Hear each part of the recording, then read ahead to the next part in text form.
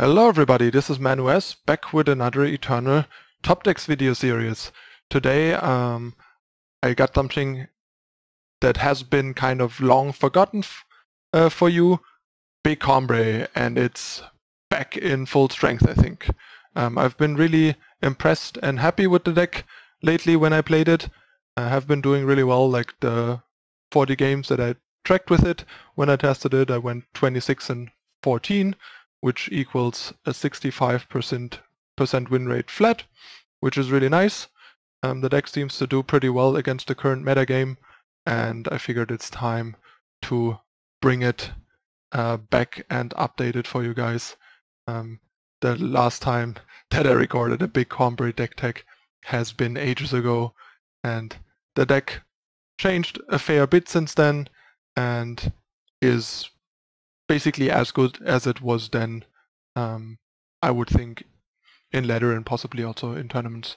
Some people have been playing some variants to varying success in tournaments lately, but it's still kind of like flying a bit under the radar, and on ladder you basically barely ever see it. Alright, so let's dive right in. This is the deck list. The main change to days past is no Marshal.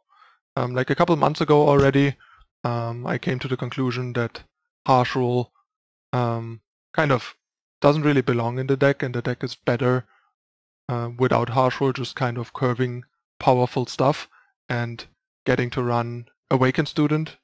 Because if you run Marshal, Awakened Student is not really what you want to be doing. You want to be like Temple Scribing. And once you cut Marshal, Awakened Student becomes a great addition to the deck, and Protect gives you like nice early game protecting your students and your other beefy guys to keep control of the board, and then you don't really need to blow up the board later, and the deck moved a bit more towards a beefy, big mana, and like big power, good stuff strategy. I discussed this like a couple months ago with some of my teammates, like Buckwheat for example, who independently came to the same conclusion and agreed that he thinks Big Combrei absolutely shouldn't be running Marshal, and I've been very happy with no Marshal, and I'm pretty convinced that the deck is better off without Marshal. You notice a trend lately. A lot of the decks that have Marshal or used to have Marshal lose Marshal. Like the Ikari's Revenge deck that I recorded where I also cut the Marshals. That partially has to do, in case of the Ikaria deck especially, with Marshal being fairly poorly positioned right now with the lack of unit-heavy time decks, but also in this case, for example, with the fact that the deck just has a better game plan, plays out better without Marshal, especially now that it gained Worldbearer Behemoth as another 5-drop. So let's talk about the units. We have 4 Awakened Student, 4 Desert Marshal, 4 Siraf, 4 Enforcer, 4 Titan, 4 Parliament if you want to count them as units, 2 Ironthorn, 4 Behemoth, 4 Ascendant, and 2 Carnosaur. So most notably missing are Temple Scribe and Healer. Both are kind of like low impact and also a lot better if you work towards Marshal, and pretty weak on their own. The way I built and approached this deck is just play all the best, highest impact cards. Desert Marshal basically being the lowest impact card, but it's very versatile and more of a spell than a unit anyway. So no Healer, simply because the deck already has 8 3-drops. Enforcer as a flyer and the silencer has great utility and is a decent threat and protects you from opposing flyers well. And Siraf is just a good ground blocker and a good threat, while Healer is mostly just a random blocker against aggressive decks that gains you some health, but mostly can be ignored and just isn't really worth the investment of a card in a lot of situations and matchups, so drawing him weakens your overall draw plenty of times. So I wanted to play the deck without Healer if the deck could afford to do so, and so far my impression is the deck is fine without Healer in the main. I would run like 4 Healer in the sideboard in a tournament against aggressive decks, but in the main deck I've been happy with no Healer. The other more unusual addition I would say is Carnosaur. Basically, once you cut Marshal and go up to 4 Vanquish, you need some additional ways to sort of control the board, impact the board, possibly and deal with some of the more annoying units, because you can't solve all of them with silence, so it's nice to have Carnosaur to just sort of break open the board, gain some momentum, or just deal with some annoying things, like for example Aegis units like a Champion of Cunning and stuff like that. So the 2 Carnosaurs have been working pretty well. I've been really happy with them. I wouldn't run more because they still are situational and extremely expensive at 6, and the deck already has a pretty hefty top end and a lot of inbuilt things to do in the late game when it hits high power, like Siraf activations, Parliament for multiple owls, and stuff like that. The rest is pretty normal. We got the new Worldbearer Behemoth, which is often a better Ironthorn, but Ironthorn is still good for the fact that it guaranteed ramps you for 1, while Behemoth needs to survive a turn and be able to attack to do that, which is not always guaranteed. And in the super late game, the Marshal Ironthorn ultimate can also come up, and the synergy between Behemoth and Ironthorn is obviously also really nice. So yeah, the deck basically went from 3 Ironthorn to 2 and added in Behemoth. I basically have them sort of in a slot where Marshal might have been.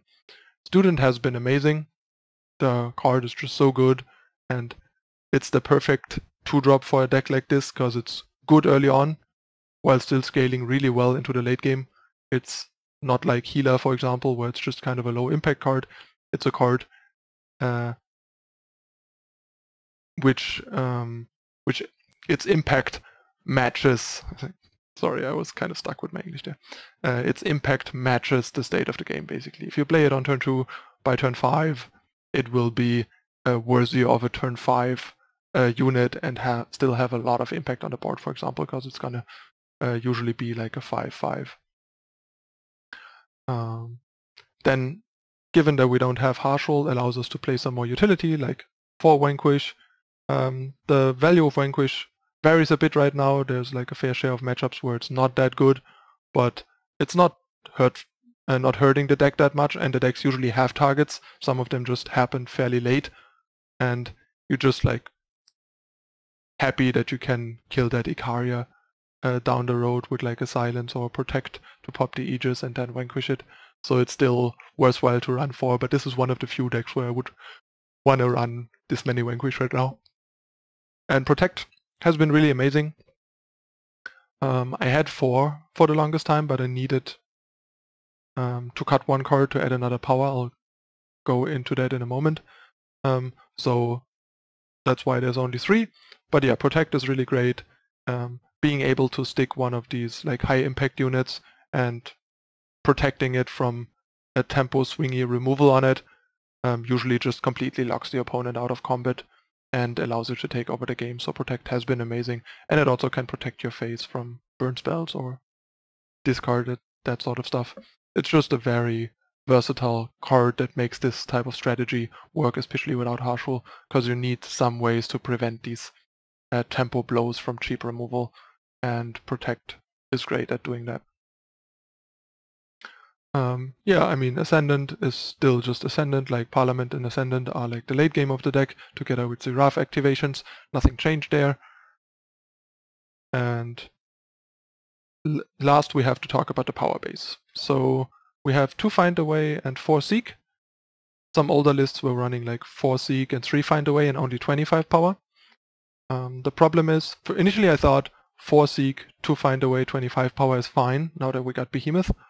But the problem is, you still kind of need to get to Behemoth, and if Behemoth never attacks, it can be tricky to get to your 6-drops and your Siraf and Parliaments. And the best way to lose with this deck, I found, is just to miss power drops. Like if the deck plays a power every turn, it's really hard to lose in most matchups and games. So after playing it a bunch on stream, most of my mostly only losing due to power struggles, both Color Screw and Power Screw, I decided to adjust the deck. Initially, I didn't have diplomatic seals. I had 4 Emerald Waystone and just like 8 duels basically and the Seeks, and I just kept getting color screwed more than is necessary, and I decided to go back to some seals. Emerald Waystones are pretty underwhelming anyway, so I cut 2 of them and added another power by cutting a protect, playing 3 diplomatic seals, since I definitely rather have a 26 power than a 3rd find away in this deck, because I really want to like curve out aggressively. Like I preferably want to use find away past like turn 5 to hit like my 8 for this and generate power drops for Ascendant and Ironthorn, rather than rely on it early on. And I also don't want too many of them, since without Marshal they are extremely slow and clunky and we have no way of catching back up. And even with Marshal the card is pretty slow and the format gets faster, the cards get more powerful, so you can afford to durdle this much less and less. The 6 Waystones are still fine here, since the deck starts kind of slow. You can often, if you have like a Waystone seed hand, you can just play your seed turn 1 and your Waystone turn 2. So this is one of the fewer decks that can afford to run fairly few sigils and a lot of Waystones, even though it has a seed. And the deck still has 18 ready power sources, plus the banners and the seeds, and then the Seeks and find ways to also help the seeds in the mid game and so on. So the power base has been working really well. The 3 diplomatic seals made the color requirements early on much more stable. No more getting redraws into like mono justice hands, just not being able to do anything and losing. And it's also easier to support turn 3 double justice and turn 4 double time and turn 5 triple time, thanks to the seals, because otherwise you might have to choose between being able to play your Enforcer, and then if you draw a Titan you might not be able to play your Titan, or because you committed to Enforcer early you cannot play Behemoth later. It just gives you more flexibility with the colors, and the deck has been running much smoother since then. Alright, that's the deck. Not that much has changed, but the way the deck plays out has changed from basically more of a control deck. The old deck was basically a unit-heavy control deck to being more of a big mana unit mid-range deck. Anyone that's familiar with the work of Zvi Moshowitz in MTG, he's like the prominent big mana deck builder, just basically putting lots of power sources in a deck, and